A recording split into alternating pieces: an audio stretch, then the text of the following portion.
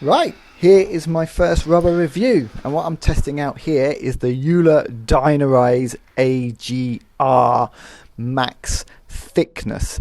This is the rubber I have been using for a few months, so I thought this would be a good one to start with since I know it pretty well. So we're going to start off here now. I'm just playing with my power pong robot and I'm just hitting some forehand top spins. The first thing to note about this rubber, it is fast, it's a quick attacking rubber, but it has a fairly lowish trajectory, so the ball doesn't really jump off that high off the rubber. Because it's quick, you do have to apply some spin. Without applying the spin, it's quite easy to overhit, so often I'm trying to play top spin drives with this rubber. Now back from the table, you probably just need to exaggerate the stroke a little bit to compensate for the low throw. So I find that I just have to swing a little bit higher to get the ball to arc over. But when playing these top spin strokes, or on the forehand, or as you can see here, me playing on my backhand, I think the rubber really works well either playing close to the table or mid distance. That's really the ideal distance to use this sort of rubber. Now we're going to look at some blocks. So the power pong's just firing out some top spin here. With blocking, you quite need quite soft hands to control the ball, because it does jump off the rubber quite quick. So you don't need that much force. You can see here I'm doing some more control blocks and then some faster blocks. And when I go for those faster blocks, you can overhit it.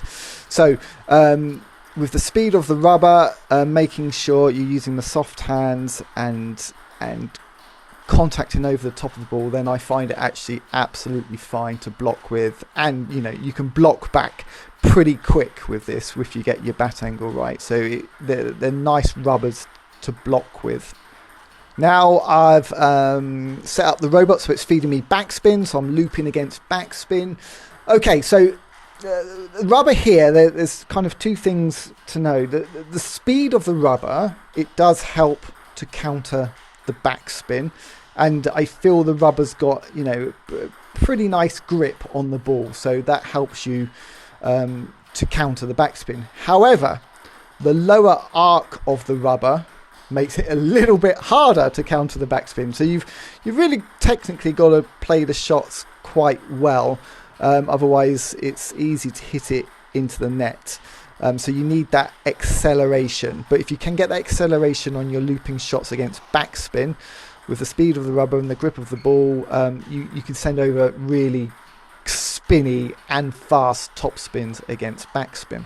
For pushing, I find it's pretty good for those more aggressive pushes. So if you really engage with the rubber, have acceleration, and really brush underneath the ball, you can generate some pretty decent spin.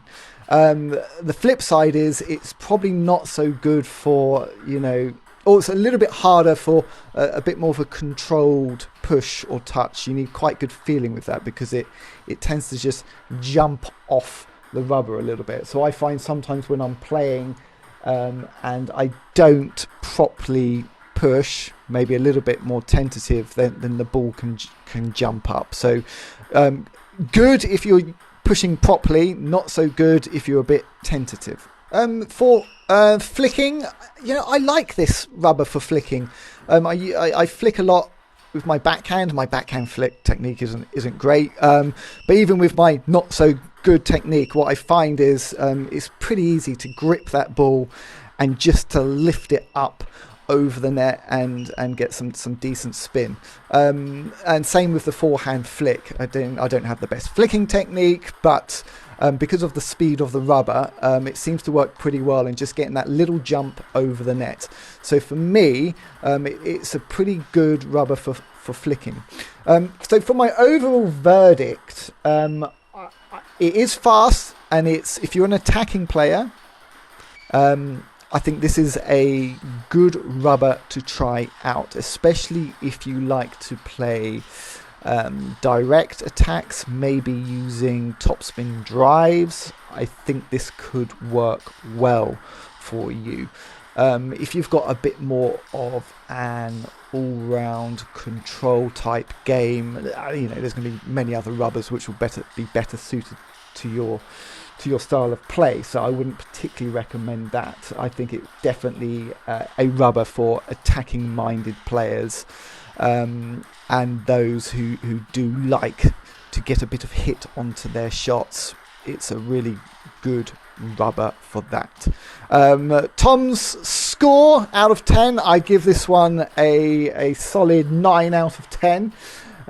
Maybe just a fraction higher with the arc, with the trajectory might be welcome, but it's still a very good rubber. You just have to make sure you swing a little bit higher to get the ball to go over the net.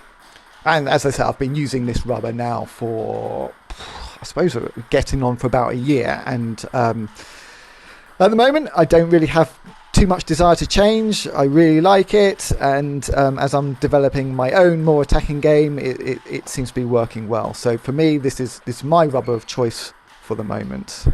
Yeah, there you go. Hope you enjoyed.